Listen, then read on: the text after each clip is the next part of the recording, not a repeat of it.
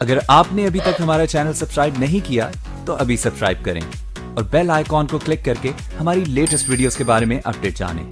دو ایسی چیزیں ہیں جن کے پر حکومت پھنس چکی ہے بری طرح۔ اگر بجٹ پاس نہیں ہوتا، یہ بھی منی بجٹ جو ہے، تو پھر حکومت گئی تو آئی ایم ایف کے پیسے نہیں آئیں گے، آئی ایم ایف کے پیسے نہیں آتے تو ورلڈ بینک کے پیسے نہیں آئیں گے، ورلڈ بینک کے پیسے نہیں آتے تو ایشین ڈیولپمنٹ بینک کے پیسے نہیں آئیں گے، ان کے پیسے نہیں آتے تو سعودی عربیہ نے پہلے سے اعلان کر بیٹھا ہے کہ اگر آپ کا یہ سارا کچھ فیل ہو جاتا ہے تو ہم 72 گھنٹے کے اندر ہم رائٹ رکھتے ہیں کہ اپنے پیسے جو ہم نے آپ کو دیے وہ ہم وڈرا کر لیں گے۔ تو اتنی خطرناک سچویشن آ گئی ہے پاکستان اس حکومت کے سر کے اوپر۔ ناظرین، خاموش رہنا ایک عبادت ہے اور بلا وجہ اور فضول بات کرنے سے انسان کی جو عقل ہے وہ اکثر جواب دینا شروع ہو جاتی ہے، اور ایسے میں انسان کو یہ ہوش تک نہیں رہتا کہ وہ کیا کہہ رہا ہے، کیوں کہہ رہا ہے، اور اس کے بولنے سے سامنے والے پر کیا اثرات پڑیں گے۔ اگر میں مہنگائی کی بات کروں تو بلومبرگ کے مطابق پاکستان میں مہنگائی کی جو شرح ہے وہ خطے میں سب سے زیادہ ہے۔ پچھلے 6 مہینے کے دوران پاکستانی جو روپیہ ہے وہ ایشیا کی 13 کرنسیز میں سب سے زیادہ بدحال رہا ہے۔ اس صورتحال پہ بات کرنے کے لیے میرے ساتھ سینئر تجزیہ کار ماہر معاشیات کسی تعارف کے محتاج نہیں ڈاکٹر شاہد حسن صدیقی صاحب موجود ہیں۔ ڈاکٹر صاحب بہت شکریہ۔ جو آپ نے کرنٹ اکاؤنٹ کا بھی ذکر کر دیا جو کہ بہت ہی خوفناک حد تک چلا گیا ہے اس وقت جی، تو آپ نے جو ابتدائی کلمات تھے، اگر اس میں صرف میں یہ کہہ دوں کہ اس وقت جو ہماری پالیسیاں ہیں وہ ہیں معیشت جو ہے اشرافیہ کی پالیسیاں ہیں، بے ساکی کے سارے ہم معیشت چلا رہے ہیں، اپنے وسائل پہ نہیں چلا رہے، کمزور بنیادوں پر استوار کر رہے ہیں، لیپا پوتی کی معیشت ہے، اور کہہ سکتے ہیں کہ معیشت کے ساتھ کھلواڑ کر رہے ہیں۔ وہ اعداد و شمار وہ بتاتے ہیں، تو اگر اب وہ اسٹریٹجی تبدیل ہوئی ہے تو وہ پھر قوم کو اعتماد لیں ہمیں بتائیں تو پھر اس پہ تبصرہ ہوگا۔ موجودہ حالات میں تو یہ لگتا ہے کہ یہ باتیں صرف جو ہے نا نعروں اور پالیسی کی حد تک رہیں گی اگر اسٹریٹجی بدلی نہیں گئی، جس کے آثار نظر نہیں آ رہے جناب۔ ٹھیک ہے، اچھا ڈاکٹر صاحب، اسٹیٹ بینک نے جو غیر ملکی کرنسی ہے اس کی خرید و فروخت کے حوالے سے جو ایکسچینج کمپنیز ہیں ان کے قواعد میں ترمیم کی ہے۔ اب ایک روز میں $10,000 اور سال میں $1,00,000 سے زائد نہیں خرید سکتے، تو کیا پاکستان جیسے ملک میں ڈالر خریدنے کا یہ جو قانون ہے 10 یا 15 سال پہلے نہیں کر دینا چاہیے تھا آپ کے مطابق؟ جی، آپ نے بالکل صحیح کہا۔ میں تو اگر پاکستان میں واحد آدمی ہوں جس نے کم سے کم کئی درجن دفعہ کہا ہے پچھلے برسوں میں کہ یہ تماشا بند کر رہے ہیں۔ صحیح، اس لیے کہ میں ایک فگر آپ کو دے دیتا ہوں تاکہ پتہ چل جائے یہ کیا ہوا ہے۔ جی، پچھلے 27 برسوں میں 175 ارب ڈالر لوگوں نے مارکیٹ سے ڈالر خریدے اور وہ ملکی قانون کے تحت وہ باہر چلے گئے۔ 175 بلین ڈالرز۔ جی، آج میرے ملک میں جو قرضے ہیں بیرونی وہ ہیں 127 ارب ڈالر۔ اس کا مطلب یہ ہے کہ اگر ہم یہ قانون سازی پہلے کر لیتے تو، اور یہ جو ابھی بھی رکھا ہے صحیح ہے کہ تعلیم کے لیے اور علاج معالجے کے لیے انہوں نے حد مقرر کر دی ہے، وہ ٹھیک ہے۔ اس کے علاوہ سوال یہ پیدا ہوتا ہے کہ کیوں خریدنا چاہتا ہے کوئی، کیا ضرورت کیا ہے، ہم اس کی اجازت کیوں دے رہے ہیں؟ میرے خیال سے تو ان دو مقاصد کے علاوہ اجازت ہونی نہیں چاہیے۔ اگر کسی کی کوئی ریکوائرمنٹ ہے تو پھر اسٹیٹ بینک کے پاس چلا جائے۔ لیکن یہ جو بوکھلاہٹ میں کیا ہے اس کا ایک ثبوت میں آپ کو بتا دوں کہ یہ اتوار کے دن جو ہے وہ انہوں نے اسٹیٹ بینک کھولا گیا اور یہ سرکولر جو ہے وہ اتوار کے دن جاری ہوا ہے 19 دسمبر کو۔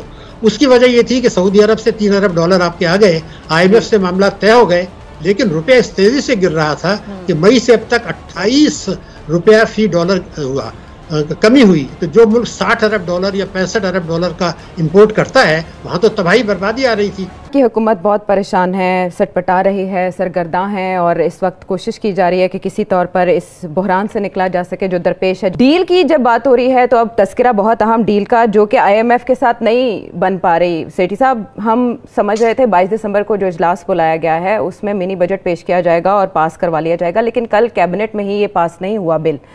دو ایسی چیزیں ہیں جن کے پر حکومت پھنس چکی ہے بری طرح۔ دیکھیے، ایک تو یہ کہ آئی ایم ایف نے یہ کہہ دیا ہے کہ پریزیڈنشل آرڈیننس کے ذریعے ہم یہ قانون نہیں پاس کرنا چاہیں گے، نہیں ایکسیپٹیبل ہم کرتے۔ مگر ایک اور بھی اس میں ایشو ہے۔ خان صاحب اس وقت بڑے پریشان ہیں، انہیں آپ کو پتہ ہے کتنی مشکل کے ساتھ انہوں نے وہ ایک جوائنٹ سیشن کال کر کے اور وہ قانون کچھ پاس کروائے تھے، آپ کو یاد ہوگا۔ اور پھر یہ بھی یہاں تک کہ اگر اسٹیبلشمنٹ ہیلپ نہ کرتی تو شاید وہ جوائنٹ سیشن بھی پاس میں وہ قانون پاس نہ ہوتے۔ اب صورتحال یہ ہے کہ جب ہاں اسٹیبلشمنٹ کہہ رہی ہے کہ ہم نیوٹرل ہو گئے ہیں اور وہ آپ نے لوکل باڈیز میں دیکھ لیا، تو خان صاحب کا فکر یہ ہے کہ میں پھر کچھ کرتا ہوں، قانون پاس کرنے جاتا ہوں تو شاید وہ پاس ہی نہ ہو. اور مطلب ہے کہ 8-10 ووٹ ادھر ادھر ہو گئے تو نیشنل اسمبلی بھی پاس نہیں کر سکے گی یہ پریزیڈینشیل آرڈیننس جو ہے اس کو ریٹیفائی نہیں کر سکے گی. اور دوسری بات یہ ہے کہ آپ نے دیکھا کہ لوکل باڈیز میں جس طریقے سے شکست ہوئی ہے پی ٹی آئی کو, تو ان کو تو یہ فکر لگا ہوا ہے کہ اب پتہ نہیں پارلیمنٹ کے اندر, باہر تو افواہیں یہ چل رہی ہیں کہ ووٹ آف نو کانفیڈنس آ رہا ہے, عمران خان کی چھٹی ہو رہی ہے, نئی گورنمنٹ آ رہی ہے, باہر تو یہ خبریں چل رہی ہیں اور بڑی ہاٹ خبریں چل رہی ہیں. اور یہ ایم این ایز جو ہیں اس وقت پی ٹی آئی کے, وہ سارے بھاگے ہوئے ہیں سارے, کوئی ادھر بھاگا ہوا ہے, کوئی ادھر بھاگا ہوا ہے, کوئی ادھر رابطے کر رہا ہے, کوئی ادھر رابطے کر رہا ہے کہ ہمارے ساتھ کیا ہوگا, ہم جا رہے ہیں, ہم آ رہے ہیں, and so on and so forth. ان حالات میں وہ تو آج جو آپ نے بھی خبر دی ہے کہ وہ انہوں نے ایک اسمبلی بلائی تھی اور کورم ہی پورا نہیں ہوا. اب ایک اسمبلی میں کورم نہیں پورا ہو رہا ایک حکومت کا, تو وہ حکومت قانون کیسے پاس کرے گی؟ اور پھر ایک تو یہ ہو گئی بات, اور دوسری بات یہ کہ اس قسم کا سخت قانون جس کے اندر 2 قانون ہیں نا, ایک اسٹیٹ بینک ہے اور دوسرا اس سے بھی زیادہ خطرناک ہے, وہ ہے سپلیمنٹری بجٹ. اب سپلیمنٹ دیکھو, وہ جو اسٹیٹ بینک والا ہے اگر وہ قانون پاس نہیں ہوتا تو کوئی بات نہیں, آئی ایم ایف ہی ناراض ہو جائے گا نا, وہ اور پرابلمس بنائے گا. مگر اگر آپ کا بجٹ پاس نہیں ہوتا, یہ سپلیمنٹری بجٹ, تو یہ تو قانون کے مطابق یہ ووٹ آف نو کانفیڈنس ہے, اس کے بعد گورنمنٹ رہ نہیں سکتی.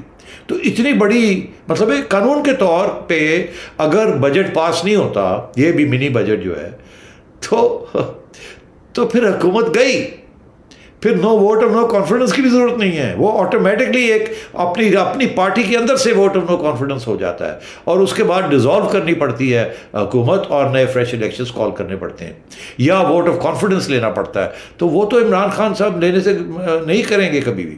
تو اس وقت بڑے ان کے لیے بہت سیریس ایشوز بنے ہوئے ہیں. ایک طرف عوام اور اس غصے میں ہے, اور عوام جو ہے وہ اس قسم کے قانون جو ہیں اس کو تسلیم کرنے سے تیار نہیں. اب اور مہنگائی ہونے جا رہی ہے, اب اور ٹیکس لگنے جا رہا ہے, اب اور یہ مسئلے ہونے جا رہے ہیں, ہم نہیں پاس کریں گے. اور اگر وہاں بغاوت ہو جاتی ہے تو گئی گورنمنٹ گئی. اب دونوں قانون, کیونکہ ان کے بغیر ایم این ایز نہیں آئیں گے. تو اب بات یہ ہے کہ اسٹیبلشمنٹ نے تو سگنل دے دیا کہ ہم نیوٹرل ہیں. تو پھر کیا ہوگا اگر یہ قانون پاس نہیں ہوتا پہلے والا؟ تو I M F, state bank والا بھی اور یہ منی بجٹ والا بھی, تو آئی ایم ایف کے پیسے نہیں آئیں گے. آئی ایم ایف کے پیسے نہیں آتے تو ورلڈ بینک کے پیسے نہیں آئیں گے. ورلڈ بینک کے پیسے نہیں آتے تو ایشین ڈیولپمنٹ بینک کے پیسے نہیں آئیں گے. ان کے پیسے نہیں آتے تو سعودی عربیہ نے پہلے سے اعلان کر بیٹھا ہے کہ اگر آپ کا یہ سارا کچھ فیل ہو جاتا ہے تو ہم 72 گھنٹے کے اندر ہم رائٹ رکھتے ہیں کہ اپنے پیسے جو ہم نے آپ کو دیے وہ ہم وڈرا کر لیں گے. تو اتنی خطرناک سچویشن آ گئی ہے پاکستان اس حکومت کے سر کے اوپر کہ نہ ادھر کی رہے گی نہ ادھر کی رہے گی. تو اگر آپ نے کہہ دیا کہ منی بجٹ پاس نہیں ہوتا, گورنمنٹ فیل ہو جائے گی, تو کیا کرے گی گورنمنٹ؟ راستہ کیا بچا ہے؟ کوئی راستہ نہیں ہے. اسٹیبلشمنٹ کے پاس جا کے بھیک مانگے اور کہے کہ ہمیں یہ دونوں قانون پاس کرنے ہیں, اور جیسے آپ نے کہا کہ یہ ہمارے لیے نہیں ہے, یہ ریاست کے لیے ہے. اب سوال یہ ہے کہ کیا ریاست کے لیے جو آپ نے سوال کھڑا کیا کہ کیا ریاست کے لیے یہ ان پاپولر قانون جو ہے وہ اس ان پاپولر گورنمنٹ سے پاس کروائے گی کہ نہیں؟ اب مثال کے طور پہ دیکھیں نا, مطلب یہ نہیں کہ میں یہاں پاکستان میں بیٹھ کے تبصرہ کر رہا ہوں تو میں پاکستان نہیں, ہم سے بھی بے شمار ہماری سفارتی پالیسی میں غلطی ہیں, بے شمار کوتاہیاں ہیں خارجہ پالیسی میں, لیکن کچھ چیزوں پہ ہم خاموش ہیں. ہماری کوئی اسٹیٹ, مثال کے طور پہ اگر اسرائیل اور ایران کا جھگڑا ہو جائے, جو کہ اسرائیل بہت زیادہ اس وقت, اور اسرائیل اور کئی عرب ممالک کو بڑا ہے کہ بھئی یہاں پر اگر کچھ ہو گیا, یہ انہوں نے نیوکلیر ٹیسٹ کیا تو اس کے بعد عرب ممالک کریں گے, پھر ٹرکی کرے گا, تو پینڈورا باکس کھل جائے گا, تو ان کو کسی طرح سے پیچھے پھینک دیا جائے 10 سال اور. اب اگر یہ معاملہ اسرائیل اور ایران کا ہوتا ہے تو مجھے بتائیں عرب ممالک کس کے ساتھ کھڑے ہوں گے, اور انڈیا کہاں کھڑا ہوگا؟ انڈیا ایران کے ساتھ بھی ہے تو اسرائیل کے ساتھ بھی ہے, ایک پوزیشن تو لینی ہوگی نا.